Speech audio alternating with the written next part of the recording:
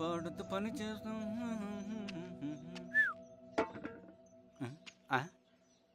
ఏంది మీ పిల్లగాడికా? అవును. ఒకసారి పెట్టుకొని చూస్తా. పెట్టుకో.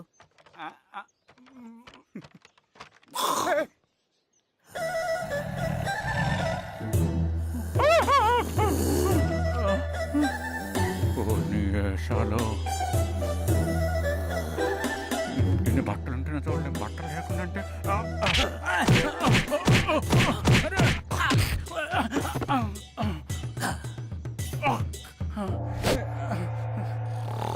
చంపేస్తా నీకు దండ పెడతా.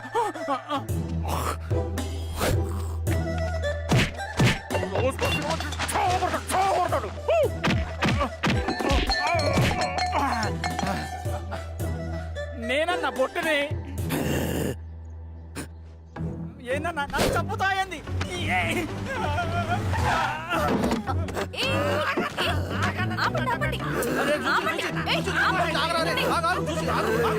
రాత్రి దొంగ సినిమా చూసాడమ్మా, పొద్దున్న నేను పొలాన్ని కొంచెం చంపేస్తాడమ్మా.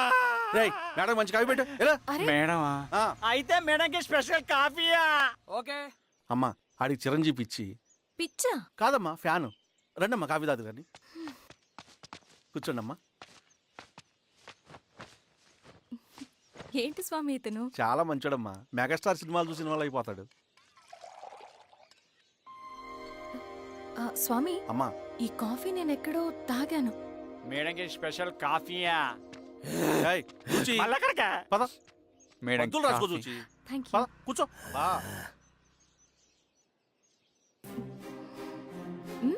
కాఫీ బాగుంది. ఎవరు చేశారు? మా రవణ పెట్టాడమ్మా. రవి? ఎవరు రమ్మను? రవణ మేడం పిలుస్తున్నారు.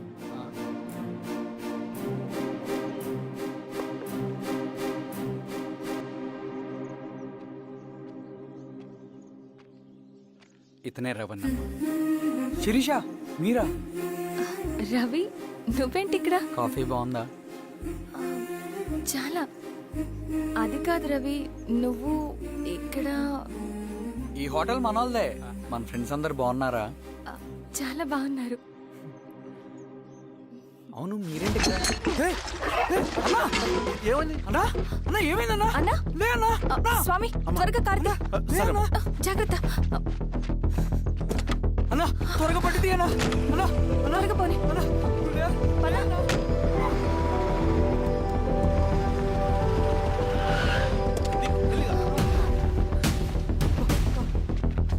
Doctor, doctor, doctor! ఏమైంది? డాక్టర్ త్వరగా చూడండి డాక్టర్. లోపలికి తీసుకురండి.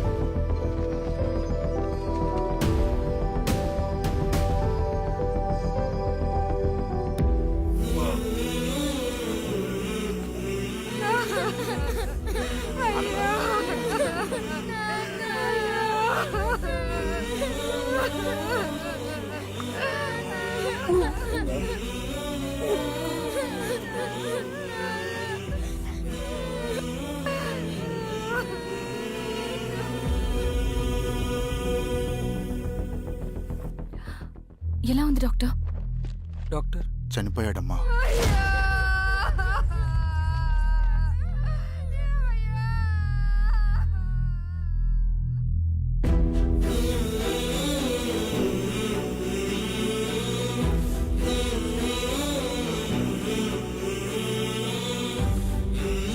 ఆ పేపర్స్ ఏంటి రవి?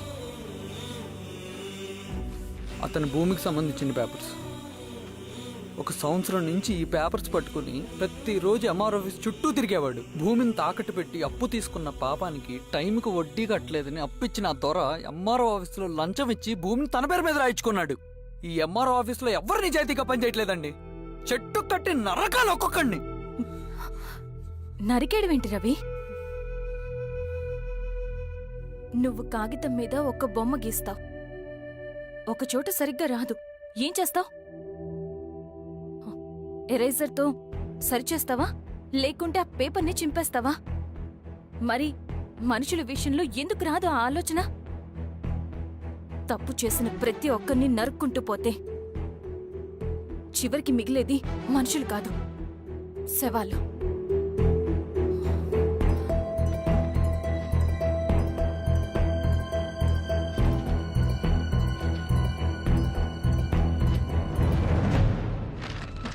పదరవి రా.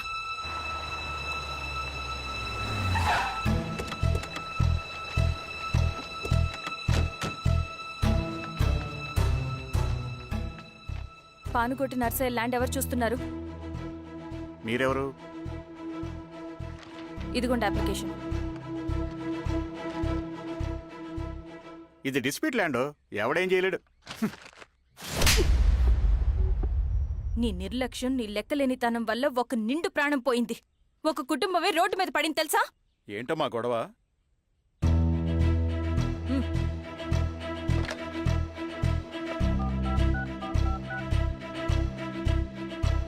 Hello sir.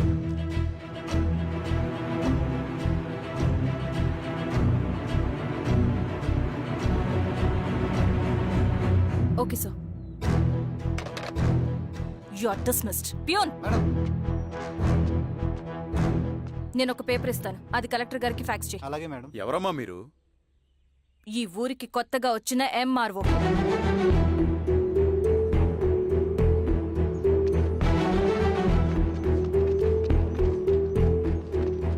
నమస్తే. మీ పరిస్థితులు నాకు తెలుసు. పని చేస్తేనే మీకు పూట గడుస్తుంది. పనులు మానుకుని మీరు ఈ ఆఫీస్ చుట్టూ తిరగాల్సిన అవసరం లేదు. మరి ఎట్టాగమ్మా? నేనే మీ ఊరొస్తాను. ఆ రోజు అరగంట వీలు చూసుకుంటే చాలు, మీ పని పూర్తయిపోతుంది. హాయ్, దండాలమ్మా.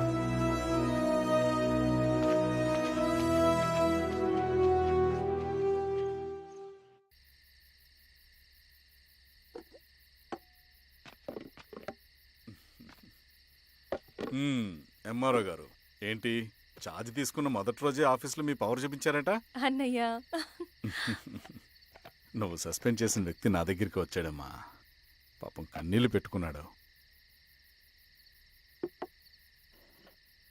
అతడి వల్ల నష్టపోయిన ఒక వ్యక్తి నా కళ్ళ ముందు చనిపోయాడన్నయ్య. కన్నీళ్లు ఎన్నిసార్లు తుడుచుకున్నా పోతాయి, కానీ వీళ్ల నిర్లక్ష్యంతో పేదవాళ్ల ప్రాణాలే పోతున్నాయి. అన్నయ్య, మా నూరి సమస్య పేదరికం కాదు, నక్సలిజం. నాలాంటి ప్రభుత్వ ఉద్యోగులు వాళ్ల డ్యూటీలు సక్రమంగా చేయకపోవడం వల్ల విసిగిపోయిన జనం అడవిలో వాళ్ల హెల్ప్ తీసుకుంటున్నారు. ఒక వ్యవస్థ ఇక్కడ సరిగ్గా పనిచేయనందుకే మరో వ్యవస్థ అక్కడ పుట్టింది. అందుకే నా పన్నం చేయనివ్వండి. స్నానం చేసి రండి, భోజనం చేద్దాం.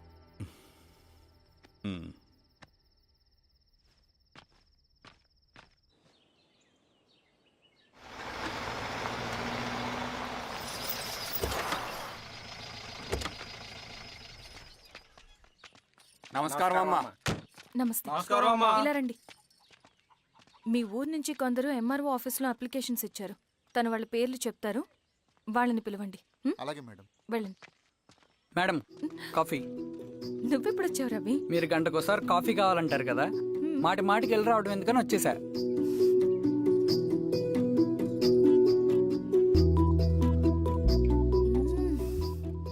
రవి, ఈ కాఫీ కోసమైనా నేను పెళ్లి చేసుకోవచ్చు. అదేంటి అలా అనేసారు? That's a compliment. భలే వారండి బాబు. దండాలమ్మా. నమస్తే. ఇలా ఇవ్వండి. చెప్పండి, మీ సమస్యలేంటో. పేరు తలుపుల వీరాంజనేయులు. ఉన్నది 3 ఎకరాల పొలం. చిన్నుపాటి ధనుంజయరావు అనే మహానుభావుడు అందులో 2.5 ఎకరాల భూమిని తన పేరు మీద రాయించుకున్నాడు. అడిగితే నీ దిక్కున్న చోటు చెప్పుకోమన్నాడు. దిక్కులేనాడు కాబట్టి అరెకరం భూమి మీదే పెద్ద కుటుంబాన్ని నెట్టుకొస్తున్నాడు. అవునమ్మగారు, ఆ పొలం ఎలాగైనా తిరిగిపించేయండి అమ్మగారు. ఆ పొలం కోసం 3 సంవత్సరాల నుంచి తిరుగుతున్నాను అమ్మగారు. వీరబాబు, వీళ్ళందరి దగ్గర కలెక్ట్ చేసుకో. మేడం, దాదాపుగా ఇక్కడ ఉన్న వాళ్ళందరి పరిస్థితులు ఇవే. వీళ్ళ సమస్యలు పరిష్కారం కావాలంటే మాట్లాడాల్సింది వీళ్ళతో కాదు మేడం, మన ఊరి పెద్ద మనుషులతో. ఆహా. ఇందు మూలంగా 50 మంది గ్రామ ప్రజలకి తెలియజేయదేవనగా శ్రీరామగిరి గ్రామ పంచాయతీ మోతుబరి రైతులు, సన్న చిన్నకారు రైతులందరూ రేపు ఉదయం 10 గంటలకి ఎంఆర్ఓ ఆఫీస్ దగ్గరికి రావాలా.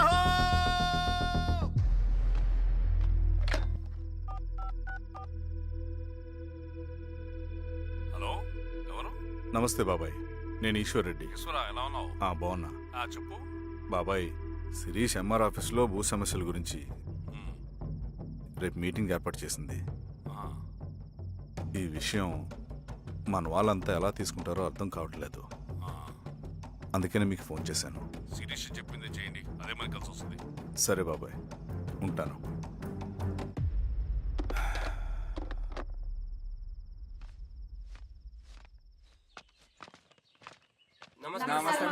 నమస్తే అమ్మా. కూర్చోండి. పొలాల్లో పండిన పంట కోతకొచ్చినా ఈ రోజుకి ఒక్క గింజ కూడా తెగకుండా పక్షులకు పందికొక్కలకు ఆహారంగా పోతుందంటే దానికి కారణమిది. ఈ ఊరికి పట్టిన దౌర్భాగ్యం మీరు చేసిన అక్రమాల చిట్టా. కడుపు మంటతో ఉన్నవాళ్లు మీరు చెప్పిన కూలీకొచ్చి ఎందుకు పనిచేస్తారు? దౌర్జన్యాలు చేసి దిక్కున్న చోట చెప్పుకోమన్నారు. ఇప్పుడు అడవే వాళ్ళకి దిక్కైంది. అది ఎవరి తప్పు? మొత్తం 100 ఎకరాల పైచిలుకు భూమి వాళ్ల దగ్గర దౌర్జన్యంగా లాక్కుని ఇన్ని సంవత్సరాలుగా మీరు అనుభవిస్తూ ఉన్నది. మీ అంతట మీరుగా తిరిగిచ్చేస్తారా, లేదా చట్టం ఎలా పనిచేస్తుందో మీకు చేసి చూపించమంటారా? అలా చేయండి మేడం. నువ్వు ఆగవే నరసింహులు. ఏం చేయాలో మా ఎంఆర్ఓ గారికి బాగా తెలుసు. అట్టా కానివ్వండి అమ్మా. ఇస్తే మీ పొలాలు ఇవ్వండి, మా వివం. మీ పేరేంటి? సామిరెడ్డి. రూల్స్ ప్రకారం వెళ్తే మీ మొత్తం పొలం పోతుంది. కూర్చోండి. రై సామరెడ్డి, కూర్చో.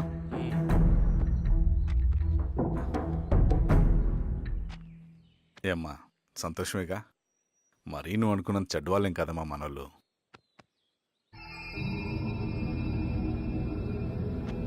వదనాను. నమస్తే. పెద్ద ఆయన చెప్పాడు, అంతా మన మంచికే. పోను పోను నీకే అర్థం అవుతుంది. ఎన్నాళ్ళకి మీకు మంచి జరుగుతుంది. సెంట్రల్ కమిటీ నుంచి కొత్త ఆర్డినెన్స్ వచ్చాయి. దాంట్లో ముఖ్యమైనవి జరగబోయే మైనింగ్ ఆపాలి, రెండోది జెడ్పీటీసీ ఎలక్షన్స్ని బైకాట్ చేయాలి, దీనికి జనాల్ని సిద్ధంగా ఉంచాలి. లాల్ సలాం కామ్రేడ్. లాల్ సలాం. ఏంట్రవి, శ్రీరామ్గిరిలో భూస్వాములందరూ దేవుళ్ళైపోయారంట, పేద ప్రజలకంతా వరాలిస్తున్నారంట, ఏంటి సంగతి? అవునన్నా, నేను కూడా ఆశ్చర్యపోయాను. ఒక గవర్నమెంట్ ఆఫీసర్ తలుచుకుంటే ఒక ఊరు క్షణాల్లో ఎలా మారిపోద్దో నా కల్లారా చూశానన్నా. అది కాదన్నా, అంటే నా ఉద్దేశం వాళ్ళు ఏం చేసినా దానికి ఒక స్ట్రాటజీ ఉంటుంది. శిరీష వాళ్ళ వర్గానికి చెందిన అమ్మాయి. ఆ అమ్మాయికి ఎంత పాపులారిటీ వస్తే వాళ్ళకంత మంచిది. ఎందుకంటే వాళ్ళ అన్నయ్య ఈశ్వర్ రెడ్డి రాబోయే జెడ్పీటీసీ ఎలక్షన్స్లో చైర్మన్గా పోటీ చేయబోతున్నాడు. ఈ అభిమానం మొత్తం వాళ్ళు ఓట్ బ్యాంక్గా మార్చుకోపోతున్నారు. అంటే అన్నా, శిరీష అయినా ఎవరైనా ఒకే తాను ముక్కలే. అధికారమే వాళ్ళ అవసరం తీరుస్తుంది. వీళ్ళందరూ అధికారం కోసం ప్రయత్నం చేసేది వాళ్ళ ఉనికిని కాపాడుకోవటం కోసమే. రేపే నామినేషన్ వేస్తున్నారు.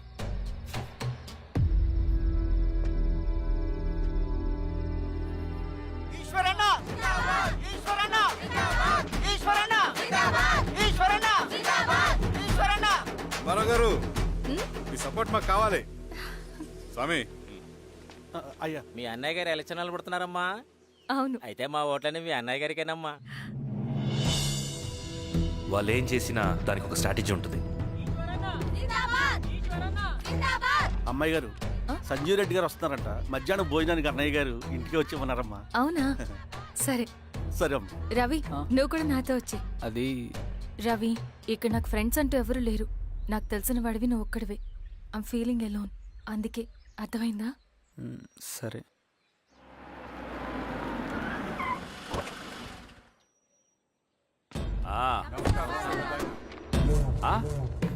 సురా, బాగున్నావా? నమస్తే చెన్నారెడ్డి. నమస్తే. బాగున్నారమ్మా? సుబ్బారెడ్డి, పదండి. ఊళ్ళో మనోళ్ళంతా బాగున్నారు కదా ఈశ్వరా? అంతా బాగున్నారు బాబాయ్. సంతోషం. ఈసారి మళ్ళీ మనం ఏకగ్రీవం అవ్వాలి రెడ్డి. మనకు పోటీ లేదు, మనదే విజయం. సంతోషం. కూర్చోండి.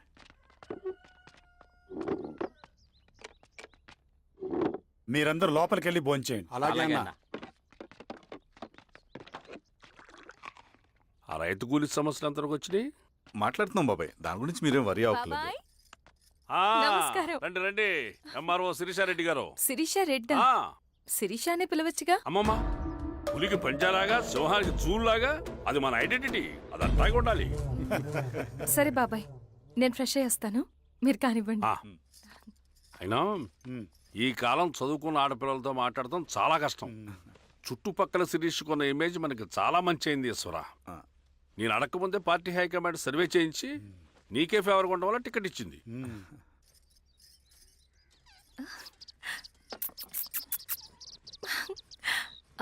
అనేవాళ్ళు ఎక్కడ? బయటికి వెళ్ళారమ్మా. ఓ బయటికి వెళ్ళారా? రవిని పిలు. అలాగే. మేడం రవి రా రా రా, కూర్చో. పర్లేదు మేడం. మేడం ఏంటి, శిరీషానే పిలవచ్చుగా. అది కాదండి, ఎవరైనా కూర్చో. చూస్తే. కూర్చోవయ్యా. ఇది ఆఫీస్ కాదు రవి, మా ఇల్లు. వడ్డించు. సరే అమ్మా. రవి, ఆ. అడవిలో నక్సల్స్ ఎక్కడుంటారో తెలుసా నీకు?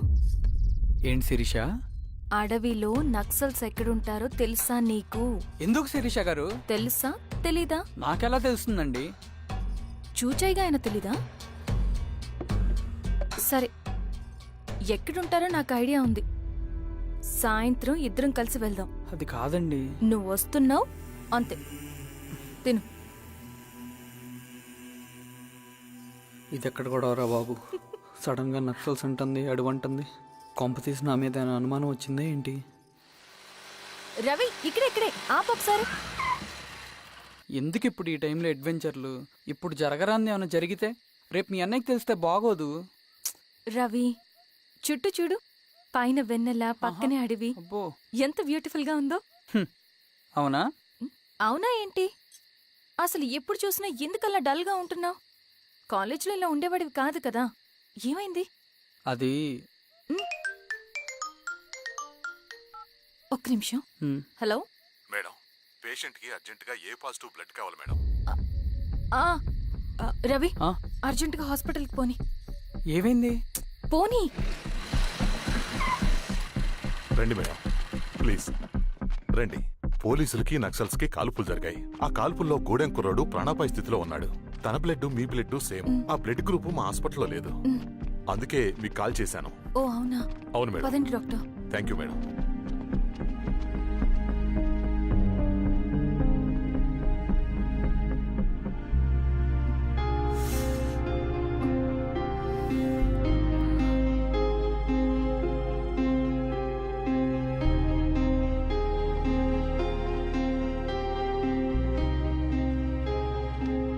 Thank you madam. పర్లేదు డాక్టర్. ఇప్పుడు అతనికి ఎలా ఉంది? తను స్పృహలో లేడు మేడం. రవి, నీ దగ్గర మనీ ఉందా? ఉన్నాయి. ఇవ్వు.